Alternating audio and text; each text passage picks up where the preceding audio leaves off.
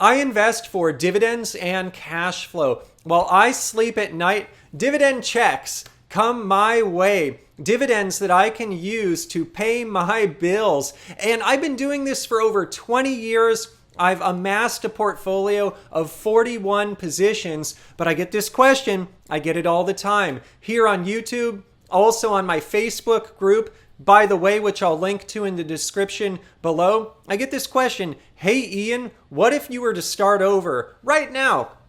In 2019, we're at the top of this bull market.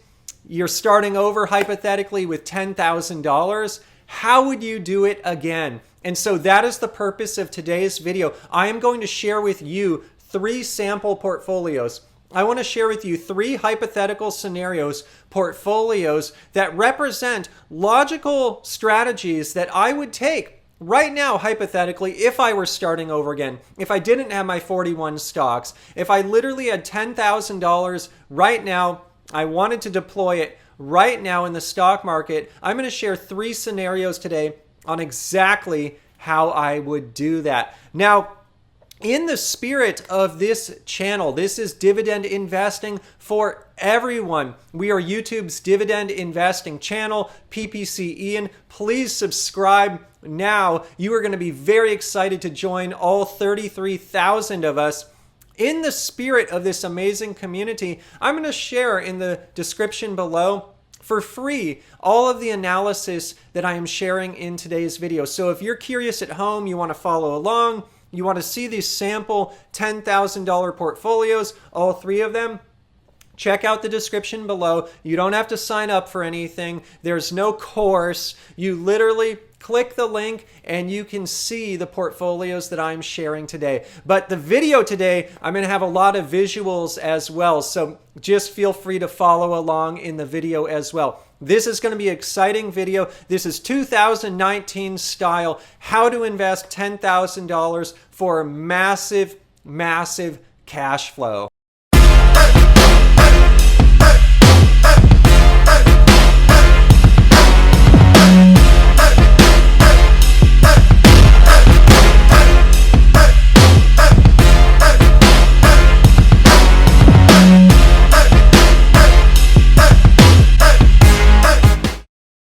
So portfolio number 1, this is my favorite portfolio. Quite frankly, if I were starting over today in 2019, deploying 10,000, this is the precise portfolio I would do.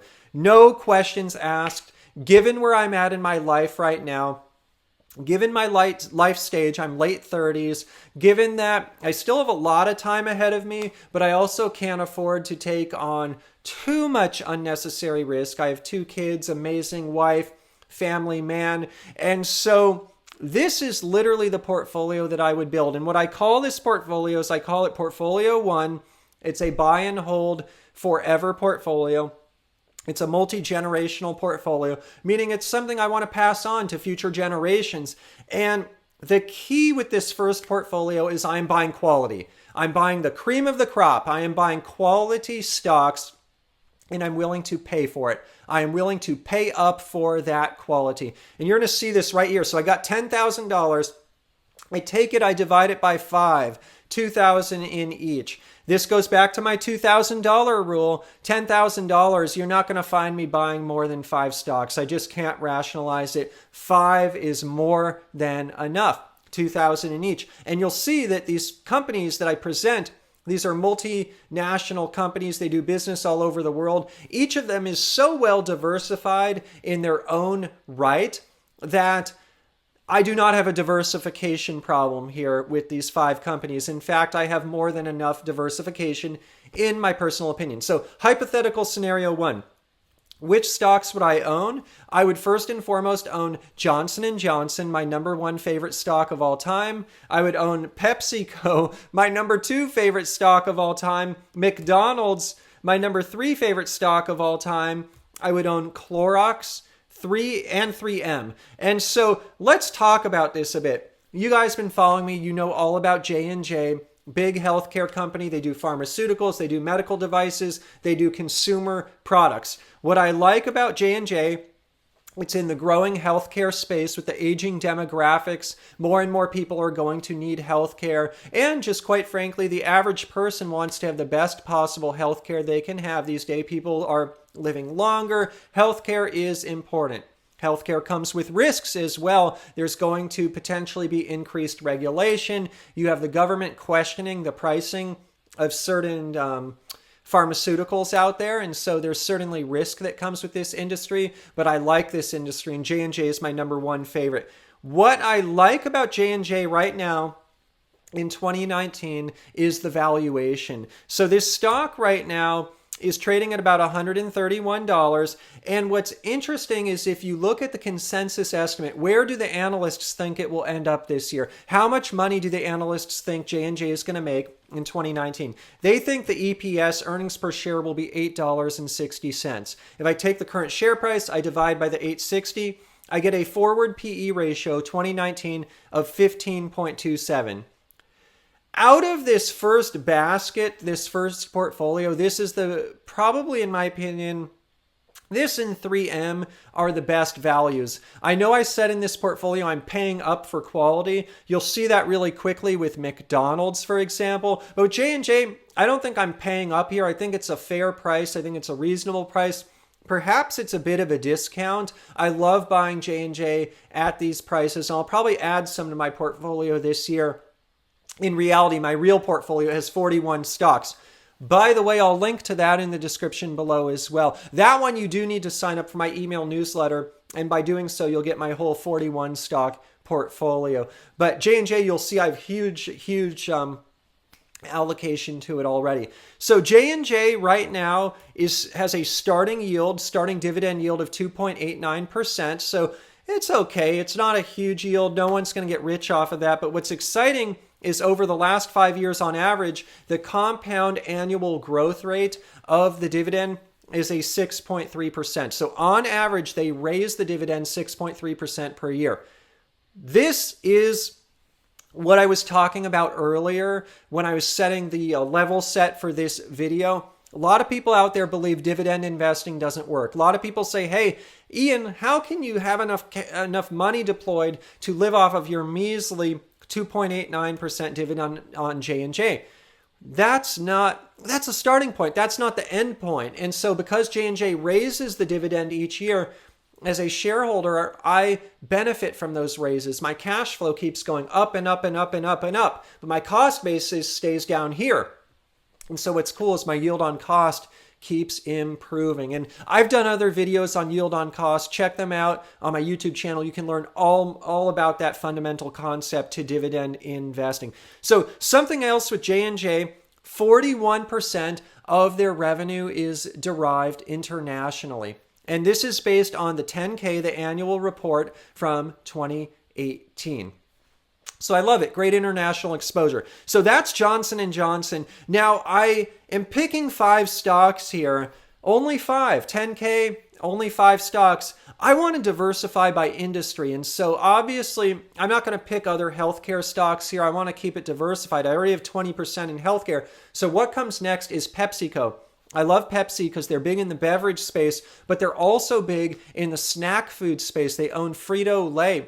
Awesome snack food company, awesome potato chips. And what's great about snack foods is it's a really quickly growing segment. The food industry in general is facing some headwinds. A lot of consumers are eating out more, or they're even going more towards store brand products. But when it comes to snack foods, that's a sweet spot that's really thriving. I love Pepsi. It's one of my favorite companies. It's my number 2, in fact. And so Pepsi right now is trading at $131 and change. And the consensus estimate's of $5.52 this year. I take the price, I divide by the 552. The forward PE on this thing is 23.87. So this company is priced to perfection right now. At a forward price earnings ratio of 23.87, this is not a good value.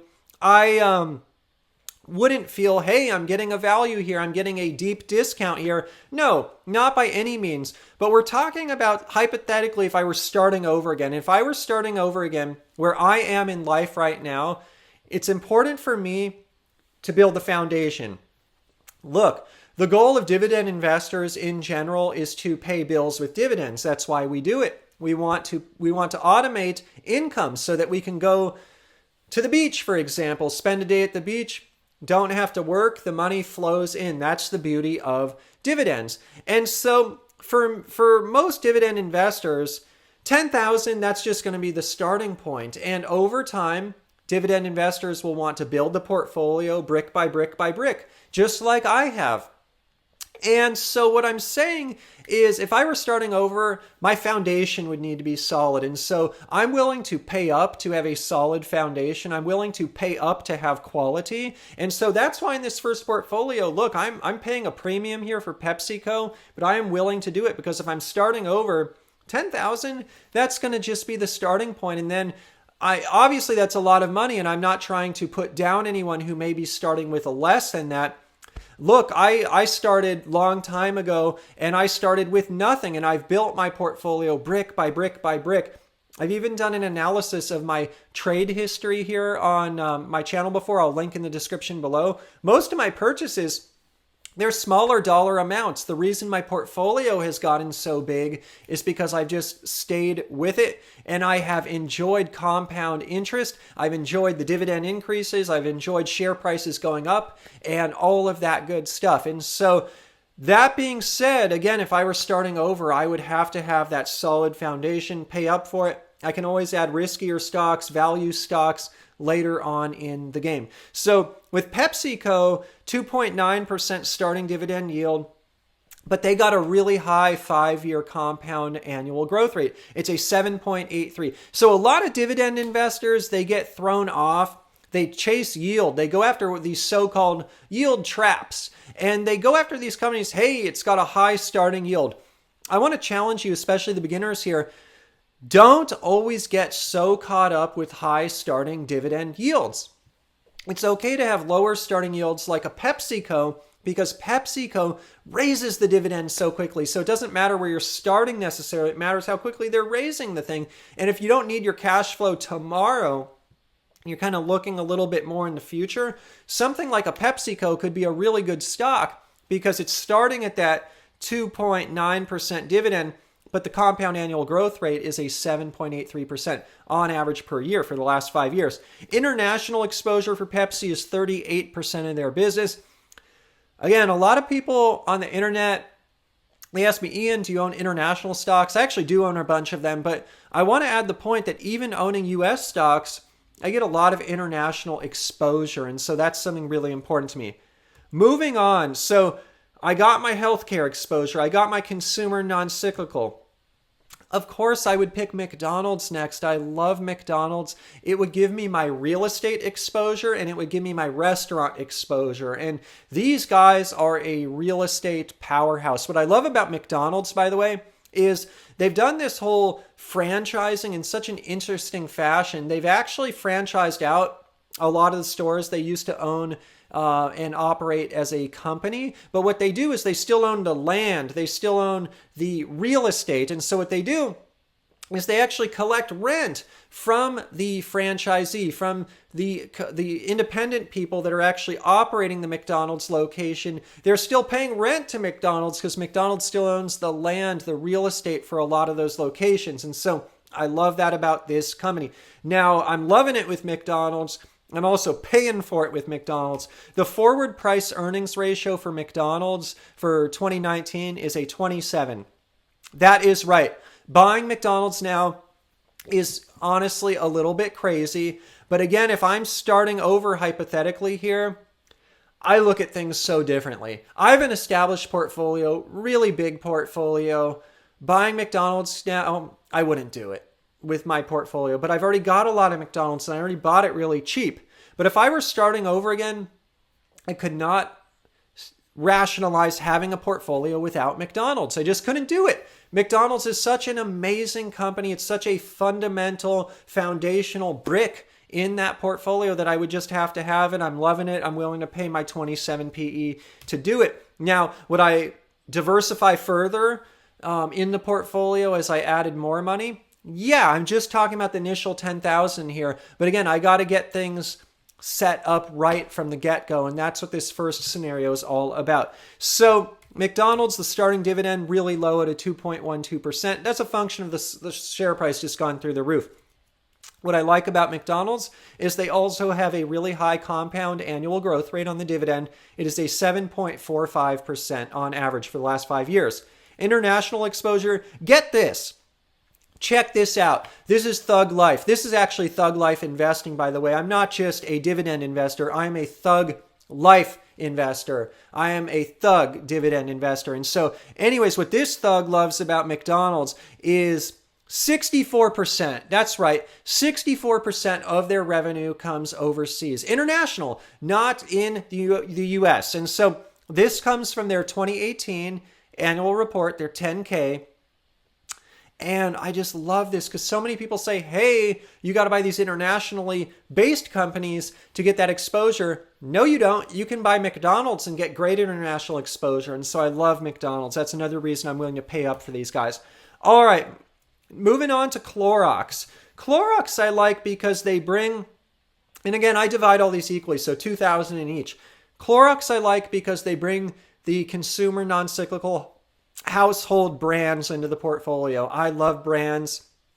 I'm a marketer by trade. I've spent the greater portion of my career being a marketer at tech companies. In the last 4 or 5 years, I transitioned, started working in the real estate industry, but I still do so much marketing in the real estate industry. I love marketing. And so because I love marketing, I tend to gravitate towards these marketing-centric companies that are so good at it, like Clorox, because Clorox, they have all of these products that they just show up in pretty much all of the US households. And keep that in mind. You don't get a lot of international exposure with Clorox, but what you do get is exposure to such amazing products such as Burt's Bees, such as Clorox bleaches, Clorox wipes, all of these good things. They own the charcoal company. They own plastic bags. They do all kinds of stuff at this company. And what I like about Clorox is they have another solid 5-year annual compound annual growth rate on the dividend. It's a 7.45%.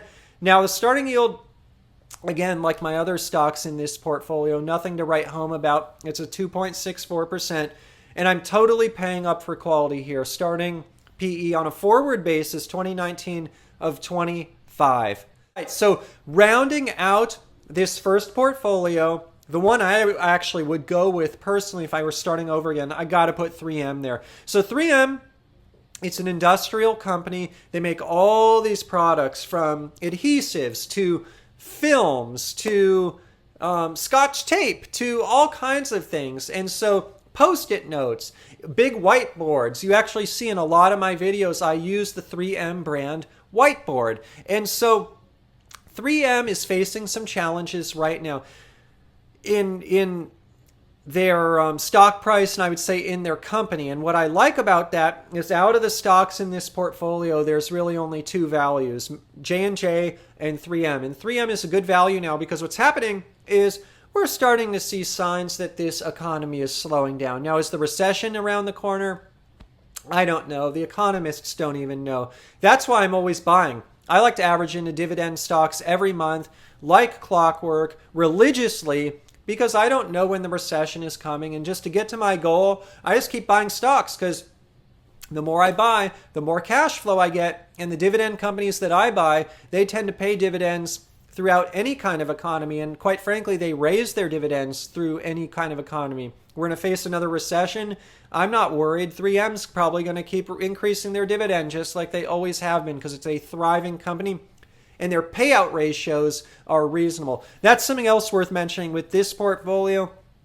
Quite frankly, with the other portfolios I'll discuss today, I like dividend stocks where the payout ratios are reasonable, meaning the amount of dividends divided by earnings per share is somewhere in kind of that 40 to 60% range. Now, you'll see some exceptions today. I'll talk about some later. But in general, the stocks I'm mentioning today have good payout ratios, conservative payout ratios, meaning there's room to grow the dividends even during bad years when earnings for the company don't grow too quickly. So The reason 3M is facing some challenges now, it's an industrial, it's a B2B company, and a lot of businesses now, they can delay orders. They can delay their orders of the goods they're buying from 3M because they're kind of thinking, hey, if this recession's around the corner, we're going to be real tight with our inventories. We're going to be real careful with the products we're producing. Maybe we can slow down some of those B2B orders to conserve cash. I think that's what a lot of companies are thinking. It's affecting 3M. 3M earnings have been a little bit lackluster recently, and so it's created a buying opportunity. Anyways, right now, on a forward basis, 3M is at a PE of 17. That is not, I would say, deep discount bargain basement yet, but for something like 3M, that's about as low as I've seen it. So it's a good entry point for 3M. 3M pays a starting dividend yield of 3.57%. So actually the greatest dividend yield of this portfolio. And get this, 5-year compound annual growth rate for 3M, 10.99%. Let me repeat that. 10.99%. Thug Life 3M. Way to go. Really quick growth rate on that dividend. Now, will that continue? Probably not in the short run. In the long run, I think it'll come back. In the short run, they'll probably be conservative with dividend growth because of some of the things happening with the economy. All right. Just some quick averages on this first portfolio. And I'm going to go a bit quicker at the second two portfolios. I'm going slow on this one because this is it. This is my baby. This is the portfolio that I would pick if I were starting over again. So I really want to hammer home why I would do that. Now, this is an expensive portfolio. The forward PE on this portfolio on average is a 21.75. That's not a deal, but I'm buying up. I'm paying up for quality. What else? Starting dividend yield is a 2.82%. That's not that good, but it is compensated with rapid dividend growth. They're growing the dividends on average for this first portfolio by 8% per year. So that is just fabulous. And international exposure is at 44%. So just under half of the revenue coming from these companies is coming internationally. So I love this portfolio because it gives me, it's all US stocks, but it gives me a good balance of US and international exposure, which is so important because I'm a global type of person. I believe our world is heading that way. We're going to all be global citizens. And so in that spirit, having that international diversification, I love it. Also, I love it just because I never know what's going to happen with any one economy around the globe, but having exposure to all of them, it sometimes softens risk. All right. I want to move on now to portfolio 2. So portfolio 2 is an interesting one. This one maybe would appeal more to a younger PPC Ian. This is the one where it's like, hey, I'm starting over again. Hypothetically, I got 10 grand, and you know what? I'm going to take on a little risk. I'm going to take on a little risk because there's value out there right now. There are values in the stock market right now, and I'm not taking advantage of those in the first portfolio. So I want to share the second scenario. This might have been the scenario that I would take if I weren't in my late 30s. Let's say I were in my 20s again, or I were in my early 30s. Maybe you're just feeling a little more risky.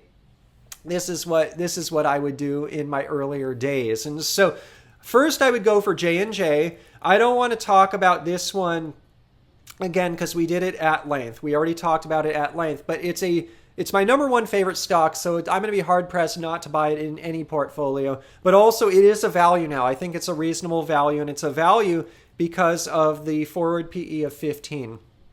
That's really low for J&J. It's really enticing that I actually probably going to buy some of this in real life, even though I've already got so much money in it.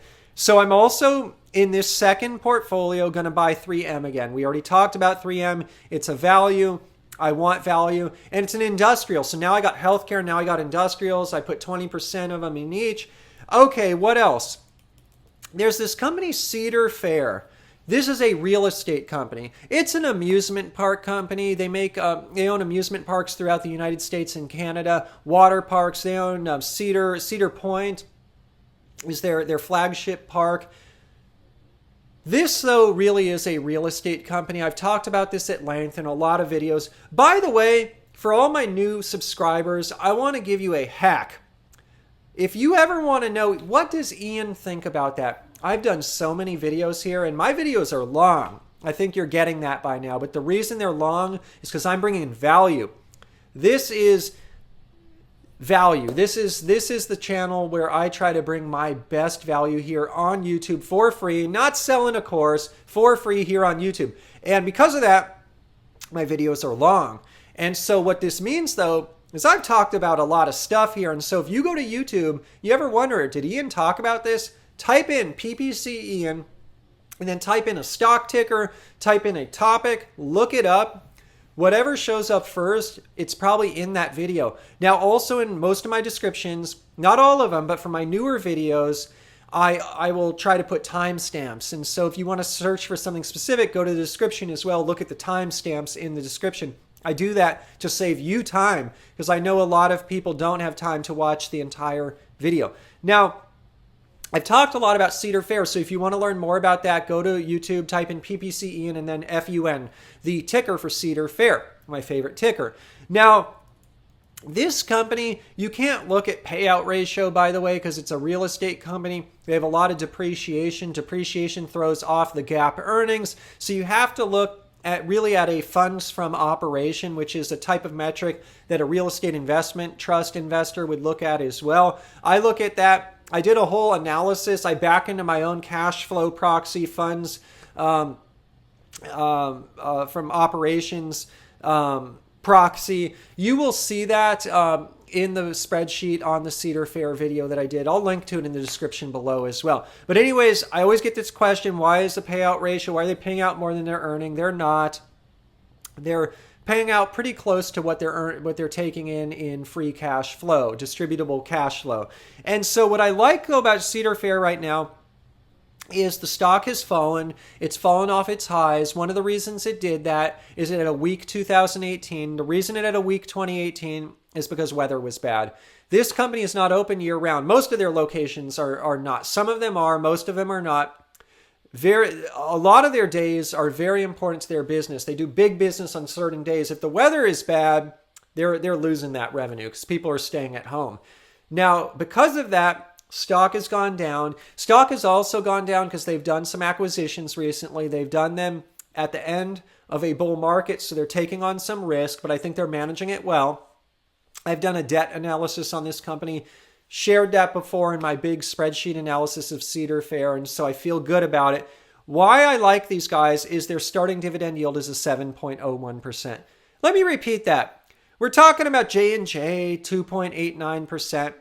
Bam! Cedar Fair, 7%. That's what I'm talking about. That's thug life. And so, moreover, the 5-year compound annual growth rate for Cedar Fair on the dividend is a 5.73%. So not only am I starting out here with a 7% yield, but I'm getting a 5.73% growth rate on average per year on that dividend. Love it. And so this gets me cash flow right away. Now, what I don't like about this company is it's a master limited partnership, and so it creates more of a tax headache. I'm used to dealing with it because I know all about taxes. I deal with K1s because I work in the real estate industry, and so I'm used to this stuff. But there are a lot of pros and cons with MLPs. I've done an entire video on it. So be mindful. If you're here, you're new to dividends, you're new to cash flow, and you're thinking, hey, does a Cedar Fair or another MLP master limited partnership make sense for me? Research it. Spend a lot of time researching it and then make an informed decision. But it makes sense for me. But I'll tell you what I don't like about them is they have zero international exposure. They have exposure to Canada, but I'm talking outside of North America.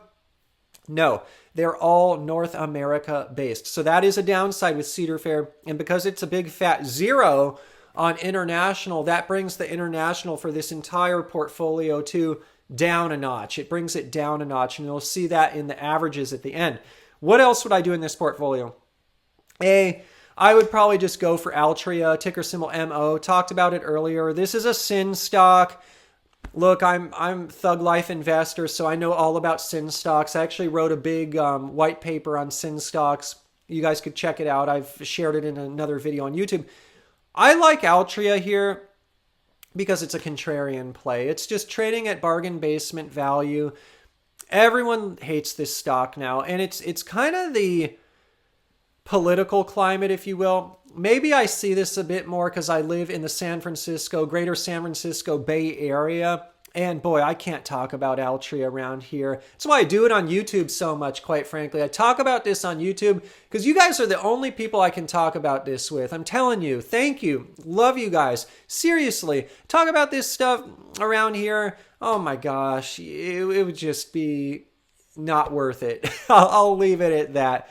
But why do I like these guys? So the forward PE 2019, it's at an 11. Let me repeat that, 11. So where is McDonald's that I talked about earlier? Paying up for quality is at a PE of 27. Altria is at 11.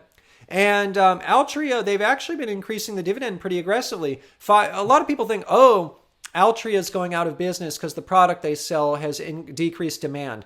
The demand for the product they sell, the traditional one, it has had decreased demand since the 1970s. And so this is not something new. They've raised the dividend by 10.76% per year on average for the last 5 years, despite things being so-called bad for this company, not doing so well. They've got into another growth market with the acquisition of Juul. And so I think this company is poising itself for future growth. And I'm excited about that. I love the dividend yield. The starting dividend yield, by the way, is a 6.88%, not much lower than Cedar Fair. And so again, we're talking about big yields in this portfolio. This is kind of the thug life portfolio. This is kind of the Ian of the of my early 30s, late 20s. I was starting over. This is the portfolio that I would go with at that time in my life. And so, quite frankly, when I started out rebuilding my portfolio after we bought our first home, I was just going really heavy in sin stocks. I was nearly 100% sin stocks. That's what Thug Life investing did for me back then, and it paid off really well. Now, the thing I don't like about Altria is it's all U.S. based. And so again, this portfolio, if there's one thing about this portfolio 2 I don't like, is that it has very minimal international exposure. So I'll tell you else what's interesting about this portfolio. You'll see this. You'll see this if you already downloaded the spreadsheet for free in the description. You'll see this somewhere on the screen here as well. I have a cash position. I allocate 20% of this portfolio to cash. Why do I do that? I do that because I can't find the fifth stock right now. I have these 4, but I was looking and looking and looking. And for the fifth, I would have to dig down too deep into risky stuff. And so I'm talking about stuff like AbbVie. I was thinking, should I put AbbVie in portfolio 2? I own AbbVie. I've been buying it. I've been talking about it a lot here on YouTube. Still really small position in my portfolio, and it'll stay there. I love it. Glad to own it. But no, if I were starting out with 10 grand and I were allocating 20% of my portfolio to something, would I put it in AbbVie?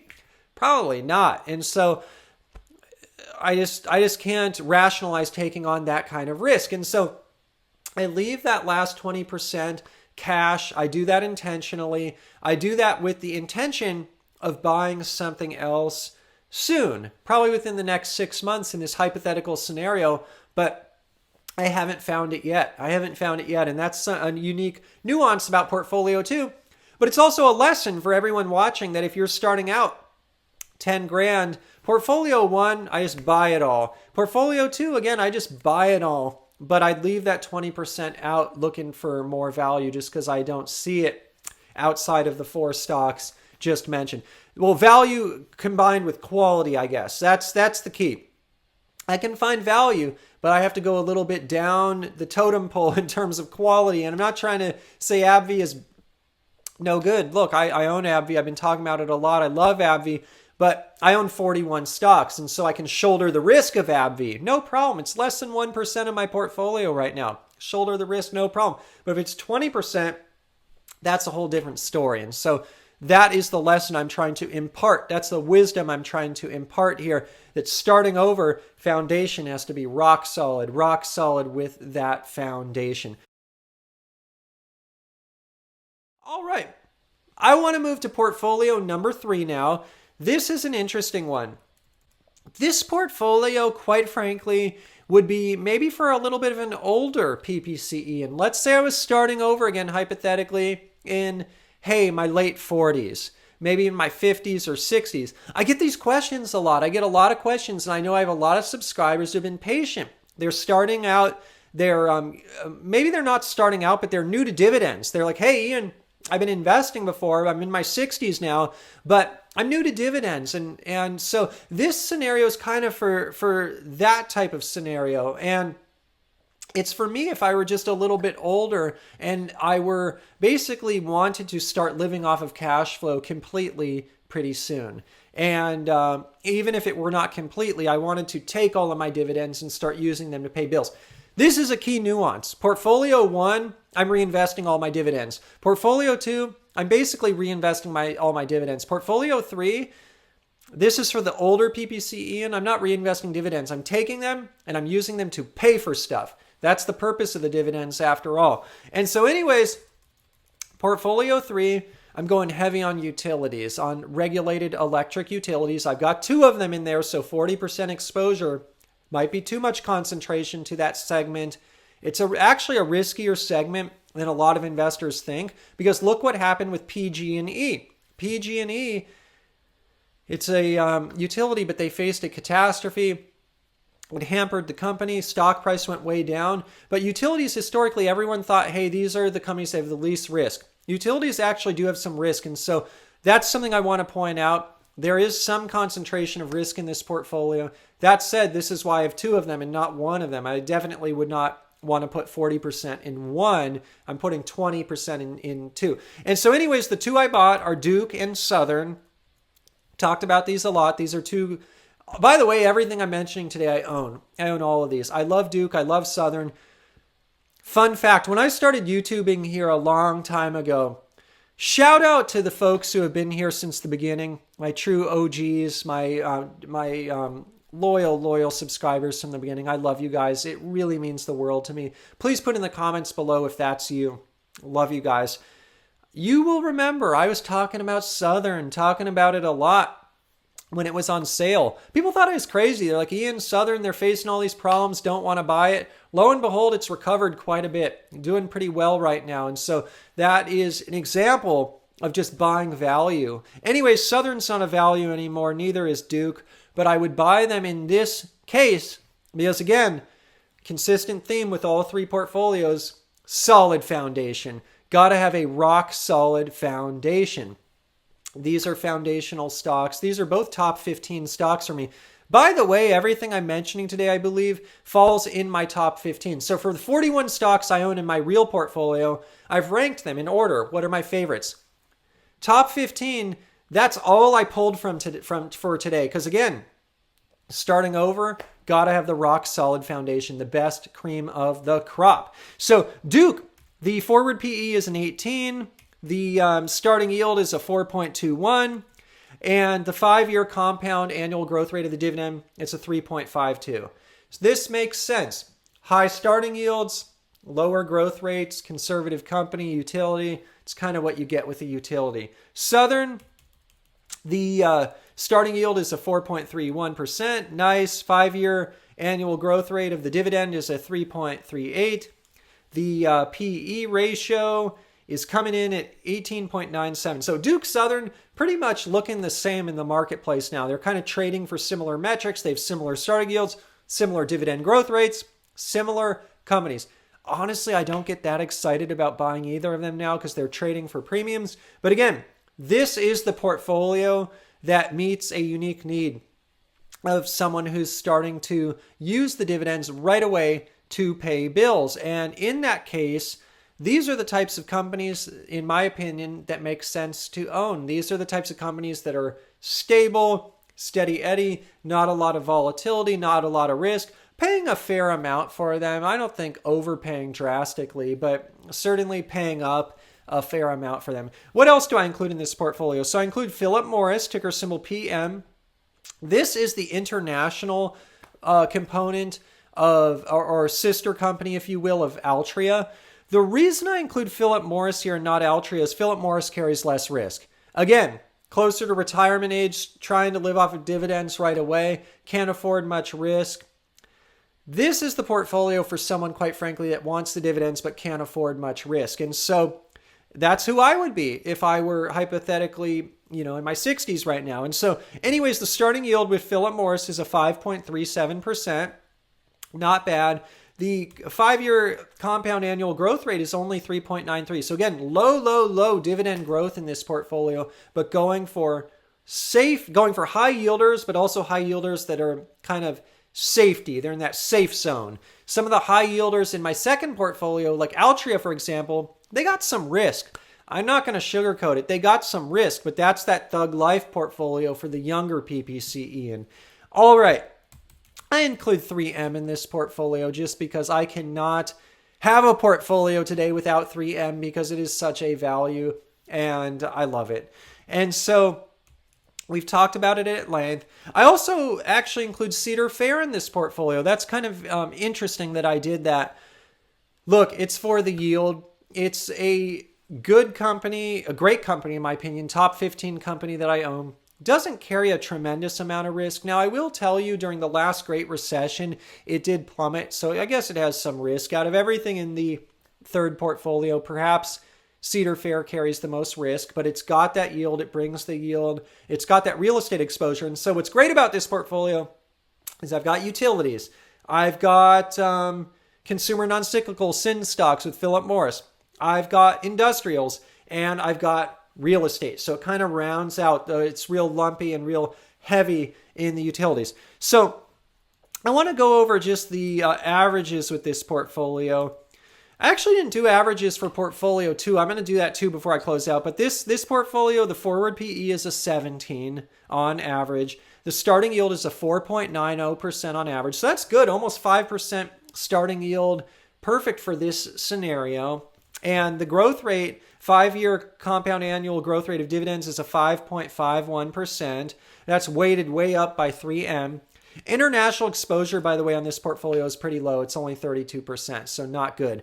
And the reason it's really low is 3 of the companies have no international exposure. Cedar Fair does not, and Duke and Southern don't.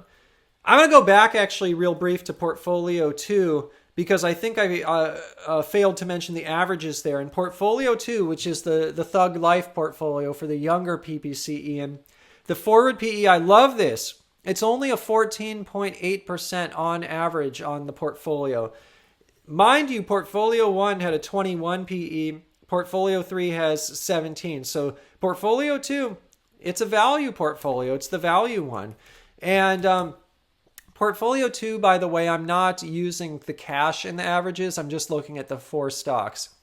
And starting dividend yield is a 5.09% in portfolio 2. And the compound annual growth rate is a 8.44%. So you clearly see portfolio 2, yeah, it carries more risk, but it's got the low PE. It's got the highest yield. It's got the high growth rate on the dividends. It's awesome. Now, the one thing portfolio 2 has the worst of is international exposure, only 26%. So just really, really low international exposure. All right, everyone. So these are the 3 portfolios. I know people have been asking about this since I did my first video on investing $10,000. This actually was one of those videos I had in my early days. I'll link in the description below. Is a very popular video. And since that day, everyone started asking me, Ian, what stocks do you own? Oh, I shared that. I've shared my whole portfolio. But then they're asking, Ian, what stocks would you buy in this $10,000 scenario? It took me a while to get there. And finally, I'm answering the questions. And it's hard to say which stocks I would buy. And that's why I'm adding 3 portfolios here, because the portfolio I would go for now is portfolio 1, but the portfolio the younger version of me would go for is portfolio 2. The portfolio the older version of me would go for is portfolio 3. Everyone, if you enjoyed the video today, please subscribe. Please give me a thumbs up, comments, subscriptions, social media support. That is the best way you can thank me for sharing this content here on YouTube for free. I love you guys. This is dividend investing for everyone. Please join us. Please join the movement.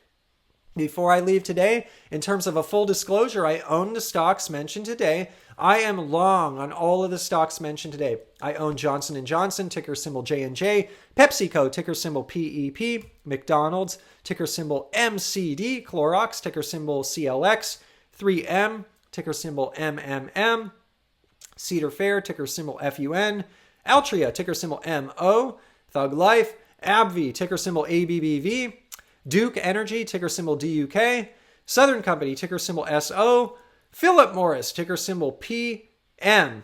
And that's it. I own those ones. Also, before I leave today, in terms of a friendly disclaimer, this video is not investment advice. I'm not a licensed investment advisor. Today's video is just for your fun and entertainment. If you're going to go out and invest in the stock market or anywhere else, please consult a licensed financial advisor first. Literally, I'm just sharing my journey here on YouTube for fun and entertainment. By the way, I have additional disclosures, disclaimers in the description below, so check those out. You'll also get all the timestamps down there as well, links to my other videos, and importantly, link to the spreadsheet that I covered in today's video. I love you all. I will see you in the next dividend investing video.